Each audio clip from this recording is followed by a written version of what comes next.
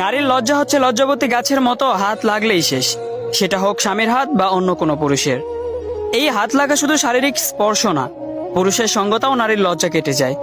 যে মেয়ে যত বেশি পুরুষের সংস্পর্শে যাবে তার লজ্জা তত কমবে। যেমন চিত্র নায়িকারা, তারা বিকিনি পরতেও দ্বিধা করে না। পুরুষের মাঝে থেকে চক্ষু লজ্জা উঠে গেছে। একটি কনজারভেটিভ ফ্যামিলির মেয়েকে ওড়না ছাড়া দাঁড়াতে বললেও সে লজ্জায় মরে যাবে। ইদানিং ফেসবুক এই লজ্জা নিবারণের ভূমিকা পালন করছে। ফেসবুকে ছেলে বন্ধু বেশি, ছেলে বন্ধুর সঙ্গে পিরিয়ড নিয়ে কথা বলে, ফ্ল্যাট করতে গিয়ে শরীর নিয়ে নগ্ন কথা বলে, মাইন্ড করলে বলে just kidding, take it easy. আর এই ইজিলি নিতে নিতে সেই অশালীন বিষয় আর অশালীন লাগে না, লজ্জা শেষ হয়ে যায়। আবার ফেসবুকে প্রেমিক বেশি, কেউ প্রেমে পড়েছে তো প্রেমিক রোমান্সের ছলে অশ্লীল কথা বলে স্বামীর মতো, এরপর ব্রেকআপ হয়। আবার কারো প্রেমে পড়ে, আবারও চুম্মাচুম্মি, আরো কত কি করে, আবার ব্রেকআপ। লজ্জা শরমের মাথা খেয়ে মেয়েটা একসময় নির্লজ্জ হয়ে যায়। প্রেম নারীর লজ্জাশীলতাকে গ্রাস করে, পুরুষের সব বিলীন হয়ে যায়।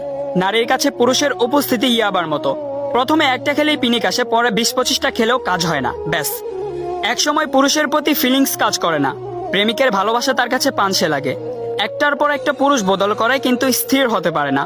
জানাশোনা শেষ হলেই আর ভালো লাগে না, বোরিং লাগে, কারণ ডিফারেন্ট টেস্ট নিতে নিতে ভালোবাসার অনুভূতি শেষ তার। মুরব্বীরা বলতেন বিয়ের পর মেয়ের লজ্জা কমে যায়, বাচ্চা হবার পর আরো কমে যায়। তখন বুঝতাম না, ভাবতাম লজ্জা ফোড়ার মতো কিছু, বিয়ের পর গলে যায়।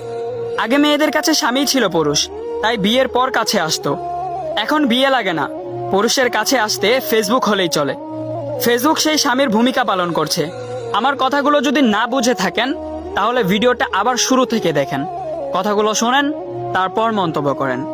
আসসালামু আলাইকুম ওয়া রাহমাতুল্লাহ।